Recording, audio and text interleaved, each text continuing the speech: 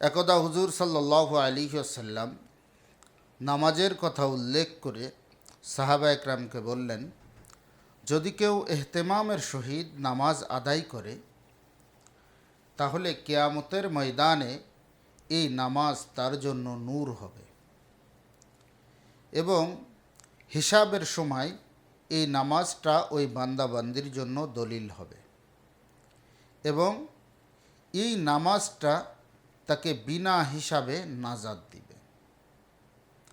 তো কিয়ামতের দিন নূর এটা আমার আপনার কত প্রয়োজন আমরা কোরআন হাদিস দেখে অনুধাবন করতে পারি যে কিয়ামতের ময়দানে অন্ধকারাচ্ছন্ন থাকবে। হাদিসের ভিতরে আসছে তখন নূরের কত প্রয়োজন, আলোর কত প্রয়োজন।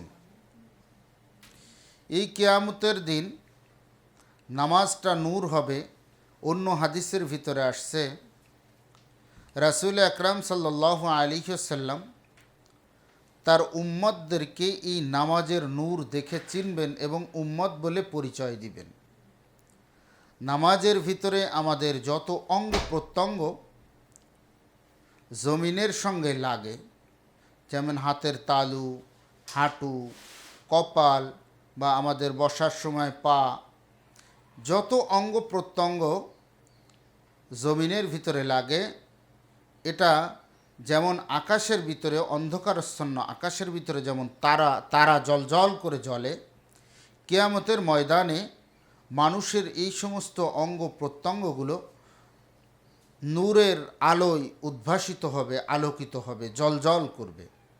রাসূল আকরাম সাল্লাল্লাহু আলাইহি ওয়াসাল্লাম এই নূর দেখে তার উম্মতকে চিনে নেবেন এবং উম্মত বলে পরিচয় দিবেন। তো এই কিয়ামতের ময়দানে রাসূল করিম সাল্লাল্লাহু আলাইহি সাল্লাম বলেন, ইহতেমামের সহিত, ইহতেমাম মানে ইহতেমাম গুরুত্ব সহকারে। আমরা অনেক সময় নামাজ আদায় করি, তো আমরা শুধু ফর্মালিটি মেনটেন, নিয়মতান্ত্রিকতা রক্ষা করি, নামাজ পড়তে হয় তাই পড়ি। গুরুত্ব দেওয়া এটা একটা আলাদা জিনিস। অনেক হাদিসের ভিতরে আসছে খুজু, আল্লাহ তাআলার ভয় এবং ধীর স্থিরতা। ধীর স্থিরভাবে নামাজ আদায় করতে হবে, অন্তরের ভিতরে আল্লাহর ভয় থাকতে হবে। আজকে আমরা নামাজের ভিতরে যখন দাঁড়াই, এখন দেখুন সাধারণত যদি কোনো নেতা আসে, মন্ত্রী আসে, আমরা সেখানে স্ট্যান্ড বাই খাড়া থাকি, কেউ কোনো নড়াচড়া করে না, পিন পতন নীরবতা বলতে যেটা বুঝি, সেখানে কোনো শব্দও হয় না। কিন্তু আমরা নামাজের ক্ষেত্রে অনেক সময় নামাজের ভিতরে এমন অস্থিরতা দেখাই বা এমনভাবে দাঁড়াই যে আমরা নামাজের ভিতরে আসি, কিন্তু দেখলে একজন মানুষ দূর থেকে বুঝতে পারে না যে আমি নামাজের ভিতরে আসি। এটাও নামাজ ভঙ্গের কারণ, আমলে কাসির, যে অতিরিক্ত যে কোনো এমন কাজ হয়ে যাওয়া। আমলে কাসিরের সংজ্ঞা মুফাসসিরিন ইকরাম যেটা বর্ণনা করেছেন যে মানুষ যদি দূর থেকে দেখে বোঝে যে এই ব্যক্তিটা নামাজের ভিতরে আসে, তাহলে ওটা নামাজ হিসেবে গণ্য। আর দূর থেকে যদি দেখে বোঝে যে সে নামাজের ভিতরে নাই, তাহলে সেটা আমলে কাসির, সেটা নামাজ ভঙ্গ হওয়ার কারণ। এরকমভাবে খুজু হাদিসের ভিতরে আসছে আল্লাহ তাআলার ভয় এবং ধীর স্থিরতা। আমাদের এমনভাবে ধীর স্থিরভাবে নামাজে দাঁড়াতে হবে। হজরত আবদুল্লাহ ইবনে জুবাইর রাদিয়াল্লাহু আনহুর কথা হাদিসের ভিতরে আসছে যে উনি যখন নামাজে দাঁড়াতেন তো উনাকে জড়বস্তু মনে করে পাখি এসে তার মাথায় বসতেন এবং পাখি দীর্ঘ সময় বসে পাখি উড়ে যেতেন তার নড়াচড়ার কারণে, না এত ধীর স্থিরভাবে থাকতেন। হজরত আলী রাদিয়াল্লাহু আনহুর ঘটনা আমরা সবাই জানি, তার পায়ে তীর বিদ্ধ হয়েছিল যুদ্ধে। তার তীরটা কোনো প্রকার কেউ বাহির করতে পারতেছে না, এত যন্ত্রণা। কিন্তু সাহাবা একরাম পরামর্শ করলেন সে যখন নামাজে দাঁড়াবে তখন তার তীরটা বাহির করে নিব। নামাজের ভিতরে তীরটা বাহির করে নিলেন সাহাবা একরাম। নামাজের পরে অনেক মানুষের সমাগম দেখে হজরত আলী রাদিয়াল্লাহু আনহু বললেন, তোমরা মনে হয় আমার তীর বাহির করতে আসছো। তখন সাহাবা একরাম বললেন যে হজরত, আপনার তীর তো বাহির করা হয়ে গেছে। তো কোন সময় বাহির করেছে? নামাজের সময় টেরও পায় নাই। নামাজের সময় হজরত আলী রাদিয়াল্লাহু আনহুর কথা বিশেষভাবে কিতাবের ভিতরে উল্লেখ আসছে, হাদিসের ভিতরে বিভিন্ন উল্লেখযোগ্য ঘটনার ভিতরে হজরত আলী রাদিয়াল্লাহু আনহু যখন নামাজে দাঁড়াতেন তখন তার চেহারার রং পরিবর্তন হয়ে যেত।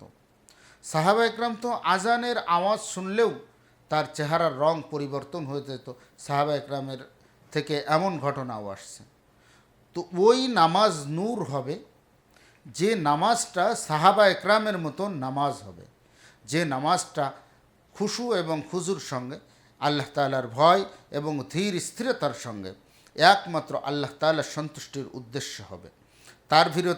তার ভিতরে কিরাত, রুকু, সিজদার যে সমস্ত তাসবিহাতগুলি আছে সেগুলো সহি শুদ্ধভাবে হতে হবে। এবং যে কোনো ইবাদত কবুল হওয়ার জন্য তো দুইটা শর্ত, যে আল্লাহ তাআলা, এক নম্বর আল্লাহ তাআলার সন্তুষ্টি এবং দুই নম্বর রাসূল সাল্লাল্লাহু আলাইহি ওয়াসাল্লামের তরিকা। তো আল্লাহ পাকের সন্তুষ্টি হলো এক নম্বরে, আল্লাহ পাক ওই নামাজের দ্বারা সন্তুষ্ট হবেন যে নামাজের ভিতরে আল্লাহ তাআলার ভয় থাকবে, ধীর স্থিরতা থাকবে, সুন্দরভাবে পাক পবিত্র হয়ে সে নামাজে দাঁড়াবে, উজু গোসল সুন্দরভাবে করবে, পবিত্রতা ঠিকভাবে অর্জন করবে এবং নামাজে একাগ্র চিত্তে একমাত্র আল্লাহ তাআলার জন্য নামাজ পড়তেছে এমন নামাজ যখন হবে তখন ওই নামাজ কিয়ামতের দিন নূর হবে। এই হাদিসের যে তিনটা বিষয় উল্লেখ করছে, যে ইহতেমামের সঙ্গে নামাজ আদায় করলে কিয়ামতের দিন ওই নামাজ নূর হবে, হিসাবের সময় দলিল হবে এবং নাজাতের উসিলা হবে।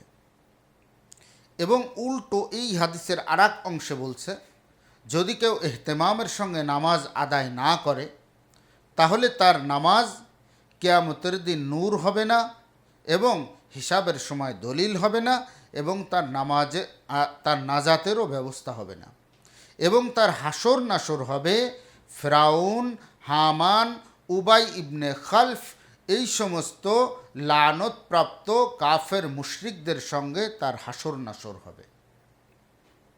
তো ভাইরা আমার, হিসাবের সময় দলিল হবে,